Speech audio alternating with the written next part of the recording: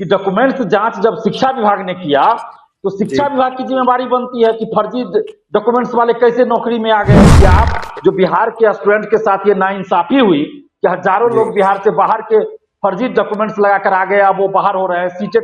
CTET में STET में छूट लेकर आ गए, छूट का फायदा ले लिए जो कि उनको नहीं मिलना चाहिए, उनके वजह से हजारों सीटें खाली रह गई। तो ये बिहार के अभ्यर्थियों के साथ अन्याय है।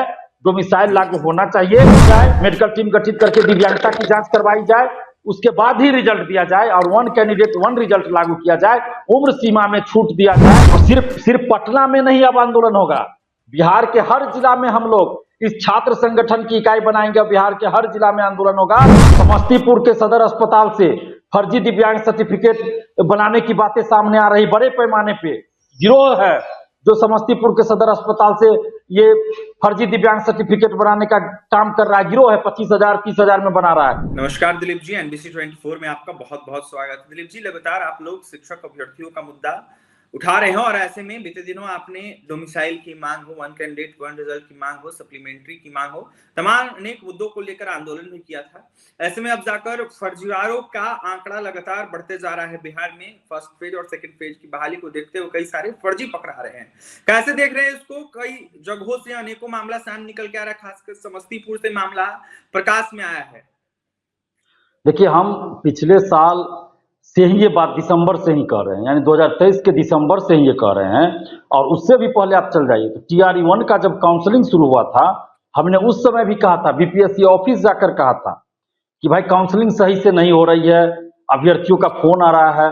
तो BPSC ने कहा कि काउंसलिंग शिक्षा विभाग करवा रहा है, तो इसमें शिक्षा विभाग की जिम्मेवारी बनती है। काउंसलिंग में क्या हो रहा है नहीं हो रहा है उसकी जिम्मेवारी शिक्षा विभाग की है। हमने शिक्षा विभाग के अधिकारियों को भी मैसेज दिया, वहां जाकर भी बताया कि भाई काउंसलिंग सही से नहीं हो रहा है, काउंसलिंग सही से करवाइए, डॉक्यूमेंट्स की जांच सही से नहीं की जा रही। क्योंकि अभ्यर्थी बता रहे हैं, जो अभ्यर्थी काउंसलिंग करा रहे हैं वही अभ्यर्थी बता रहे हैं कि काउंसलिंग में तो कुछ जांच ही नहीं किया जा रहा है। उसके बाद भी शिक्षा विभाग नहीं जागा, सरकार नहीं जागी। हम कहते रह गए, जनवरी से लेकर लगातार हम कई बार ये अपील करते रहे, मांग करते रहे कि काउंसलिंग सही से हो और फिर से हो। जब सेलेक्ट हो गए, सभी लोग नियुक्ति पत्र मिल गया, उसके बाद भी हम ये मांग लगातार करते रहे कि जितने भी TRE-1 TRE-2 में चयनित हो चुके हैं शिक्षक, उनकी फिर से काउंसलिंग हो। एक एक शिक्षक की जांच हो सर्टिफिकेट की, चाहे वो डोमिसाइल हो, जाति सर्टिफिकेट हो, सीटेट हो, DLED हो, STET हो, BEd हो या एजुकेशनल कोई भी सर्टिफिकेट हो, दिव्यांगता से संबंधित सर्टिफिकेट हो, सबकी जांच हो। लेकिन सरकार नहीं सुनी। हो सकता है सरकार के लोग इसमें संलिप्त हो, इसलिए लिपापोती करना चाह रहे थे। लेकिन आज देखिए, लगभग सभी जिला कह सकते हैं, कई जिलों से तो रिपोर्ट सार्वजनिक हो चुका है, कुछ जिलों का रिपोर्ट सार्वजनिक नहीं हुआ है। लेकिन आप देखिए समस्तीपुर में जिस तरह का मामला आया है सामने, हम कुछ समय पहले जनवरी फरवरी में भी और मई जून में भी ये बात बोले थे कि समस्तीपुर और दरभंगा का कुछ जगह, मधुबनी का कुछ जगह ऐसा है जहां से फर्जी जो है दिव्यांग सर्टिफिकेट बनाने का गिरोह चलता है, फर्जीवाड़ा चलता है शिक्षक भर्ती में, वो लोग गिरोह चलाते हैं। और देखिए आज समस्तीपुर से ये मामला सामने आया है कि एक ही रोल नंबर पे कई स्टूडेंट जो है, कई अभ्यर्थी शिक्षक बन गए और वेतन भी उनको मिल रहा है।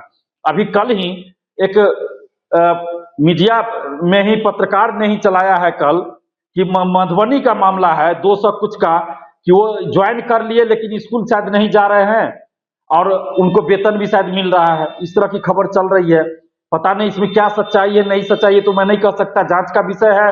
लेकिन ये बातें तो आ रही है मीडिया में और हम ये बात लगातार कहते आ रहे हैं कि दिव्यांग सर्टिफिकेट की जांच हो, आवासीय सर्टिफिकेट। देखिए बिहार से बाहर के बहुत सारे लोग बिहार का आवासीय बना लिए और यहाँ का आरक्षण का लाभ ले लिए, कोई SC का, कोई EBC का, कोई BC का, कोई EWS का आरक्षण का लाभ ले लिए। और ये बात हम अपने मन से नहीं बोल रहे हैं, हमको बहुत सारे अभ्यर्थी ही फोन करके बताते हैं कि भाई उसके बगल वाला ऐसा किया है। अब वो सामने नहीं आ सकते, क्यों नहीं आ सकते? क्योंकि उसके बगल का है, दुश्मनी हो जाएगी, खानदानी दुश्मनी हो जाएगी भाई। तो कैसे वो सार्वजनिक रूप से आए? क्या पुलिस उनको प्रोटेक्शन देगी, सरकार प्रोटेक्शन देगी? तो यहाँ जो मामला उजागर हो रहा है उस पर जांच होनी चाहिए। और आज हम फिर कह रहे हैं कि दरभंगा का कुछ जगह है, शिवाजी नगर समस्तीपुर है, फुलपरास मधुबनी का है, दरभंगा का बहेरी है, बहेरा है, इन सब जगहों पे। इसके बाद जमुई, बांका, भागलपुर, झारखंड से सटे कुछ जिले, यूपी से सटे जिले, इन सभी जगह जो फर्जी दिव्यांग सर्टिफिकेट बनाने का गिरोह चल रहा है, फर्जी आवासीय बनाने का गिरोह चल रहा है। समस्तीपुर के सदर अस्पताल से फर्जी दिव्यांग सर्टिफिकेट बनाने की बातें सामने आ रही, बड़े पैमाने पे गिरोह है जो समस्तीपुर के सदर अस्पताल से ये फर्जी दिव्यांग सर्टिफिकेट बनाने का काम कर रहा है। गिरोह है, 25,000 30,000 में बना रहा है, कहीं पे 10,000 में। ये हमें अभ्यर्थी ही बता रहे हैं, लेकिन इसमें कितनी सच्चाई है इसकी जांच तो सरकार करवाएगी, सरकार का काम है, शिक्षा विभाग जांच करवाए।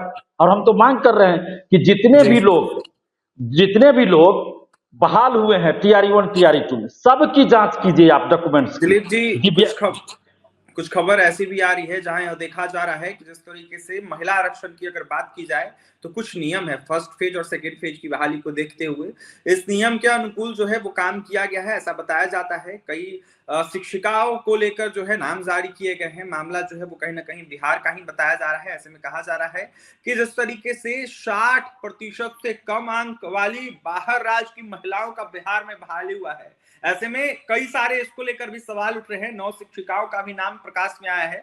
तो क्या लगता है ऐसी और भी कई सारी शिक्षिकाएं हो सकती हैं जिनका नाम आ सकता है, और भी कई सारे शिक्षक हो सकते हैं क्या?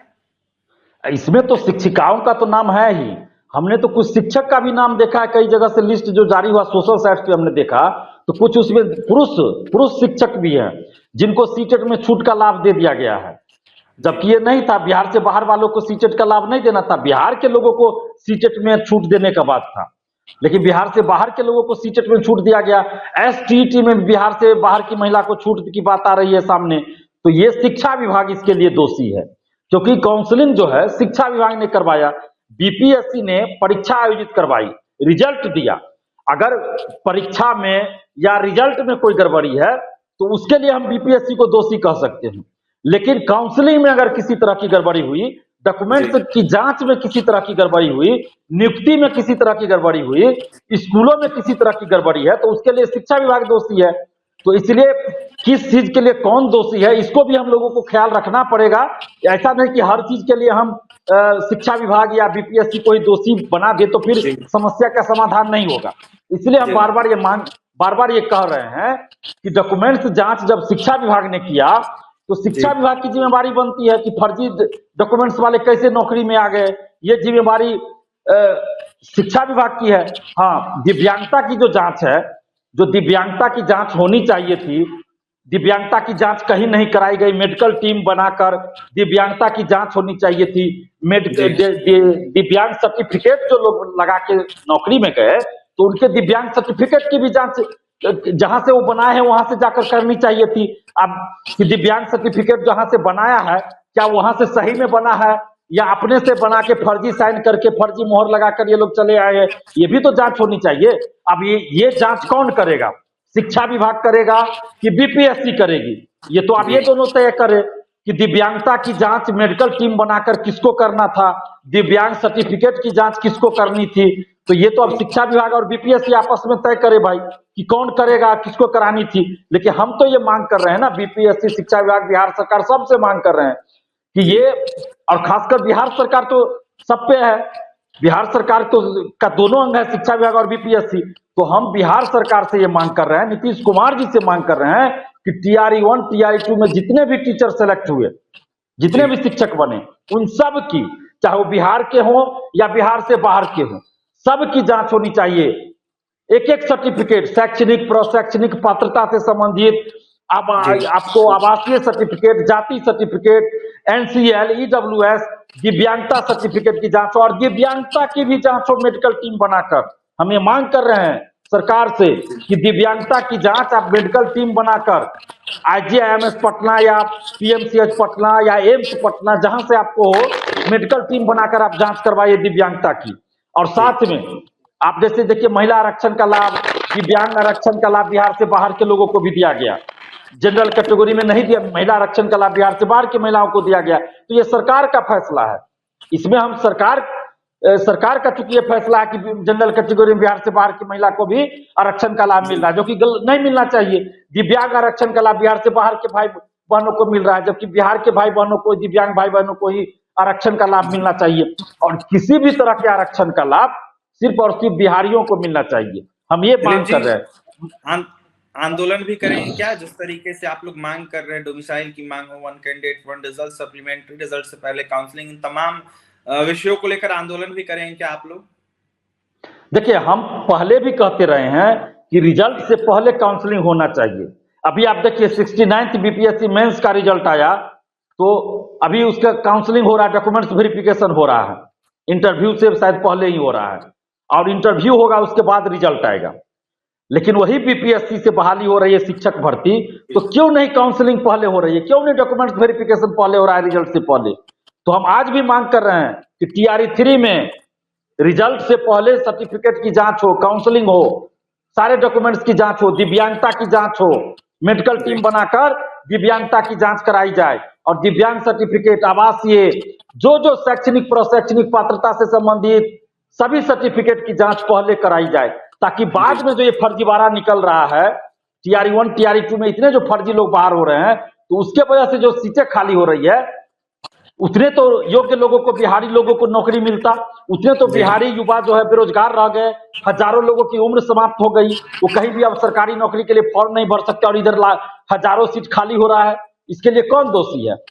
और हम ये मांग कर रहे हैं कि शिक्षक भर्ती में बीपीएससी टीआरई में और बीपीएससी सिविल सेवा में ही अधिकतम उम्र सीमा में बढ़ोतरी की जानी चाहिए, अधिकतम उम्र सीमा में छूट दी जानी चाहिए। क्यों? आपने जल्दी जल्दी एग्जाम कंडक्ट करवा लिया।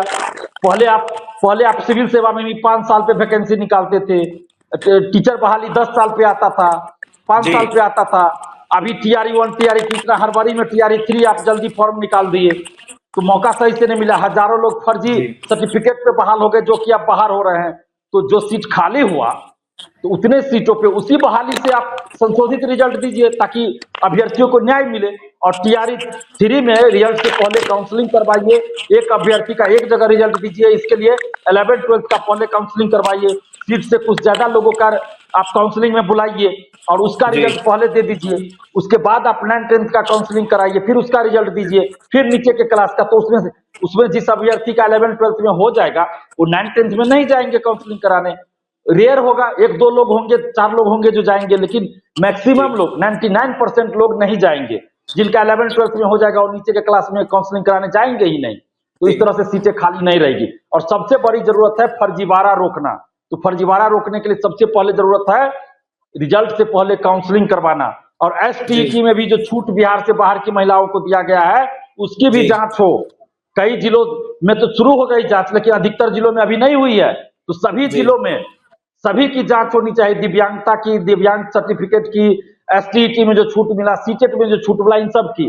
तो ये जो सर्टिफिकेट की जांच की जिम्मेवारी शिक्षा विभाग ने लिया, काउंसलिंग जो शिक्षा विभाग ने कराया, ये नहीं होना चाहिए। बीपीएससी को ही काउंसलिंग करवाना चाहिए और काउंसलिंग कराने के बाद रिजल्ट दिया जाना चाहिए। हम ये मांग कर रहे हैं। और डोमिसाइल लागू होना चाहिए, हमारी ये मांग है। क्योंकि आप देखिए, फर्जी सर्टिफिकेट लगाकर बिहार से बाहर के बहुत सारे लोग आ गए।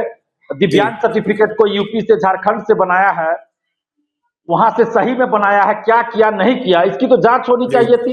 लेकिन किसी तरह की जांच ही नहीं हुई, काउंसलिंग में भी जांच नहीं की गई। तो इसलिए हम ये मांग कर रहे हैं कि आप जो बिहार के स्टूडेंट के साथ ये नाइंसाफी हुई कि हजारों लोग बिहार से बाहर के फर्जी डॉक्यूमेंट्स लगाकर आ गए, अब वो बाहर हो रहे हैं। सीटेट में, एसटीईटी में छूट लेकर आ गए, छूट का फायदा ले लिए, जो कि उनको नहीं मिलना चाहिए। उनके वजह से हजारों सीटें खाली रह गई। तो ये बिहार के अभ्यर्थियों के साथ अन्याय है। डोमिसाइल लागू होना चाहिए। और इसके लिए हम लोग जल्द पटना में एक मीटिंग करने जा रहे हैं, छात्र संगठन भी बनाने जा रहे हैं बहुत जल्द। छात्र संगठन भी अगले सप्ताह, मतलब 23 तारीख को या 24 तारीख को, हम लोग 23 को ही ज्यादा संभावना है कि हम लोग ये चीज कर सकते हैं। लेकिन अभी डेट फाइनल नहीं है, अभी अभ्यर्थियों से हम बातचीत कर रहे हैं। लेकिन अभी हम मांग कर रहे हैं सरकार से कि टीआरई 3 में रिजल्ट से पहले काउंसलिंग हो, दिव्यांगता की जांच मेडिकल टीम के द्वारा किया जाए, मेडिकल टीम गठित करके दिव्यांगता की जांच करवाई जाए, उसके बाद ही रिजल्ट दिया जाए। और 1 कैंडिडेट 1 रिजल्ट लागू किया जाए, उम्र सीमा में छूट दिया जाए। या अगर आप उम्र सीमा में 37 के 40 नहीं कर सकते, तो कम से कम 3 मौके आप सबको दे दीजिए। जिनकी उम्र समाप्त हो चुकी है उनको आप आगामी 3 परीक्षाओं में मौका दे दीजिए बैठने का। उम्र सीमा आप जो रखना है रखिए, लेकिन 3 मौका दे दीजिए। जिनका उम्र समाप्त हो गया सिविल सेवा में या फिर टीचर बहाली में, तो उनको आप 3 मौका दे दीजिए कि अगली 3 परीक्षाओं में वो बैठ सके। इतना तो किया जा सकता है, क्योंकि बिल्कुल गलती सरकार की है। पहले 5 साल, 7 साल, 10 साल पे वैकेंसी आती थी जी। देखिए, उम्र सीमा में छूट के साथ दिव्यांगों के सर्टिफिकेट की जांच और ऐसे में जो फर्जी बहाल हुए उनके दस्तावेजों की जांच होनी चाहिए। दिलीप ने साफ कहा है कि 1 हफ्ते के अंदर जो है हम संगठन बनाने जा रहे हैं और छात्र संगठन होगा, जहां पर छात्रों के हित में बात की जाएगी और भी कई सारे मुद्दों को ज्वलंत किया जाएगा। और ऐसे में शिक्षक अभ्यर्थियों का मुद्दा जिस तरीके से इन दिनों चल रहा है, इसको लेकर दिलीप ने यह ऐलान कर दिया है कि जिस तरीके से सरकार को और साथ ही विभाग को, शिक्षा विभाग को देखना होगा, और ऐसे में नहीं देखते हैं ये लोग तो आंदोलन की जाएगी। बड़े पैमाने पर आंदोलन होगा पटना के सड़कों पर, जहां पर छात्र उतरे रहेंगे और कहीं ना कहीं अपनी जायज मांगों को लेकर संघर्ष करेंगे। डोमिसाइल का मुद्दा हो, 1 कैंडिडेट 1 रिजल्ट, सप्लीमेंट्री रिजल्ट का मुद्दा हो, या फिर रिजल्ट से पहले काउंसलिंग की मांग हो, इन तमाम मांगों को लेकर दिलीप ने कहीं ना कहीं अभ्यर्थियों की आवाज बुलंद की है और यह साफ कहा है कि हम आने वाले दिनों में संगठन बनाएंगे। जी दिलीप जी। देखिए, सप्लीमेंट्री रिजल्ट को लेकर पटना हाई कोर्ट ने आदेश दिया है, लेकिन उसके बाद भी सरकार और शिक्षा विभाग ने रिजल्ट जारी नहीं किया। ये कितना बड़ा अन्याय किया जा रहा है। आखिर TRE-1 TRE-2 में जितना भी सीट खाली था, सप्लीमेंट्री रिजल्ट जारी होना चाहिए। कई बार हम लोग आंदोलन किए, पटना में हाईकोर्ट ने भी आदेश दिया है कि एक केस में, तो सरकार को अपना जिद छोड़ना चाहिए। शिक्षा विभाग को अपना अड़ियल रवैया छोड़कर TRE-1 TRE-2 दोनों का सप्लीमेंट्री रिजल्ट जारी करना चाहिए। और अब तो ये बात साबित हो चुका है ना कि हजारों लोग फर्जी सर्टिफिकेट पे बहाल हो गए, वो बाहर हो रहे हैं। सप्लीमेंट्री रिजल्ट जारी करने में क्या दिक्कत है सरकार को? सरकार जारी करे सप्लीमेंट्री रिजल्ट। और सिर्फ पटना में नहीं अब आंदोलन होगा, बिहार के हर जिला में हम लोग इस छात्र संगठन की इकाई बनाएंगे। बिहार के हर जिला में आंदोलन होगा, और पटना में तो होगा ही, बिहार के हर जिला में भी अब आंदोलन करेंगे। देखिए, बिहार की बात की जाए तो पूरा बिहार का जिला में आंदोलन करेंगे छात्र संगठन जो बनेगा उसमें। ऐसे में दिलीप ने यह साफ कहा है कि सप्लीमेंट्री रिजल्ट अविलंब से अविलंब जारी करना चाहिए, क्योंकि कोर्ट का भी आदेश आ गया है। फिलहाल छात्र दिलीप का ऐलान आपने सुना है। क्या कुछ कह रहे थे? और भी तमाम खबरों के लिए बने रहे हमारे साथ। बहुत बहुत धन्यवाद।